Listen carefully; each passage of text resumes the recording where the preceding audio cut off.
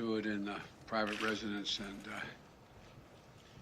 he was convincing and significant speech. He speaks for a people who have shown remarkable courage and strength in the face of brutal aggression. Courage and strength that's inspired not only the Ukrainians, but the entire world. Putin is inflicting appalling devastation and horror on Ukraine, bombing apartment buildings, maternity wards, hospitals. I mean, it's god-awful. I was speaking about this with our commander behind me here, General Milley. I mean, it just is amazing. Yesterday, we saw reports that Russian forces were holding hundreds of doctors and patients hostage in the largest hospital in Mariupol. These are atrocities. They're an outrage to the world. And the world is united in our support for Ukraine and our determination to make Putin pay a very heavy price. America is leading this effort, together with our allies and partners, providing enormous levels of security and humanitarian assistance that we're adding to today, and we're going to continue to do more in the days and weeks ahead. We're crippling Putin's economy with punishing sanctions that's going to only grow more painful over time, with the entire NATO and EU behind us and many other countries. What's at stake here are the principles that the United States and the United Nations across the world stand for. It's about freedom. It's about the right of people to determine their own future. It's about making sure Ukraine will never be a victory for Putin, no matter what advances he makes on the battlefield. The American people are answering President Zelensky's call for more help, more weapons for Ukraine to defend itself, more tools to fight Russian aggression. And that's what we're doing. In fact, we started our assistance to Ukraine before this war began, as they started to do exercises along the Ukrainian border, the Russians, starting in March of last year. We took the threat of Putin invading very seriously and reacted on it. We sent Ukraine more security assistance last year, $650 million in weapons, including anti-air and anti-armor equipment, before the invasion, more than we had ever provided before. So when the invasion began, they already had in their hands the kinds of weapons they needed to counter Russian advances. And once the war started, we immediately rushed $350 million in additional aid to further address their needs. Hundreds of anti-air systems, thousands of anti-tank weapons, transport helicopters, armed patrol boats, and other high-mobility vehicles, radar systems that help track incoming artillery and unmanned drones, secure communications equipment and tactical gear, satellite imagery and analysis capacity. And it's clearly helped Ukraine inflict dramatic losses on Russian forces. On Saturday, my administration authorized another $200 million to keep a steady flow of weapons and ammunition moving to Ukraine. Now I'm once again using my presidential authority to activate an additional security assistance to continue to help Ukraine fend off Russia's assault, an additional $800 million in assistance. That brings the total of new U.S. security assistance to Ukraine to $1 billion just this week. These are direct transfers of equipment from our Department of Defense to the Ukrainian military to help them as they fight against this invasion. And I thank the Congress for appropriating these funds. This new package on its own is going to provide unprecedented assistance to Ukraine. It includes 800 anti-aircraft systems to make sure the Ukrainian military can continue to stop the planes and helicopters that have been attacking their people, and to defend their Ukrainian airspace.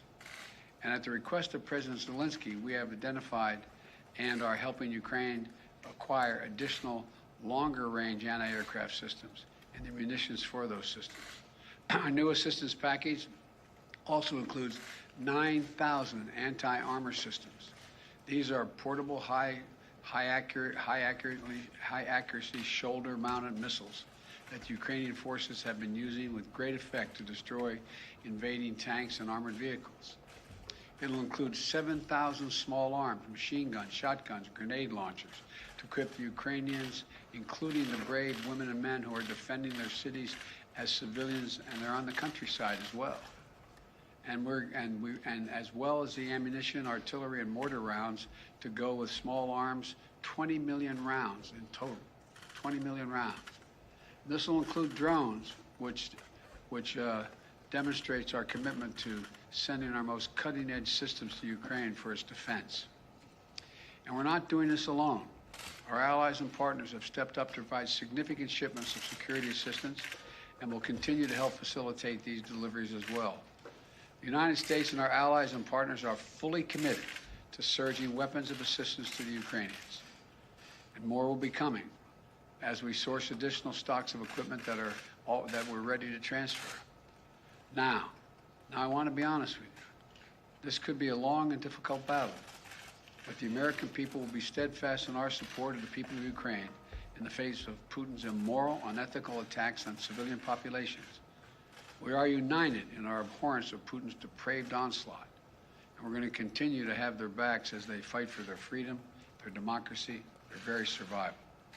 And we're going to give Ukraine the arms to fight and defend themselves through all the difficult days ahead.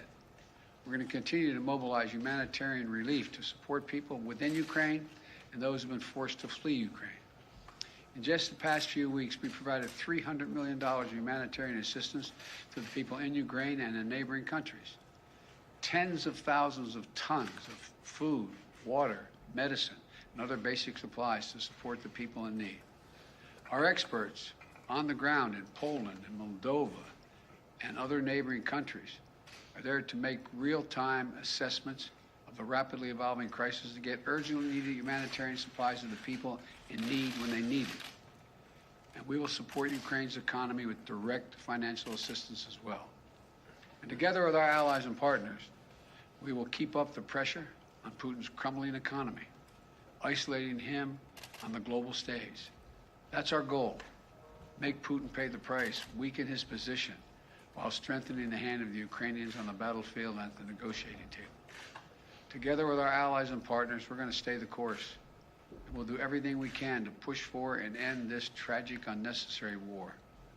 This is a struggle that pits the appetites of an autocrat against humankind's desire to be free. And let there be no doubt, no uncertainty, no question. America stands with the forces of freedom. We always have and we always will. I thank you all and God bless you, and I'm going to walk over and sign this bill to allow the drawdown of those materials. And may God protect their young Ukrainians who are out there defending their country.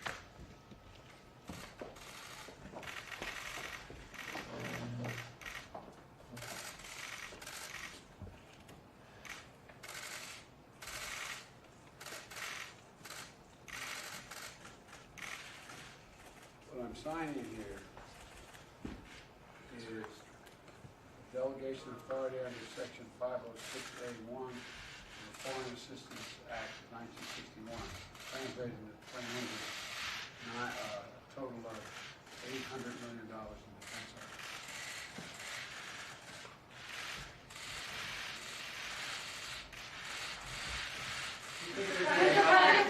Mr. President, what will it take for you to send the Polish MiGs that President Zelenskyy is asking for? I'm not going to comment on that right now. I'm not going to comment on anything other than what I told you to say. Thank you. Well, Mr. President, Mr.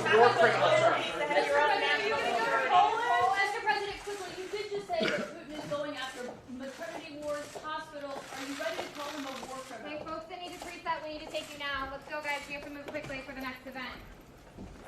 Cameras that need to preset and go talk.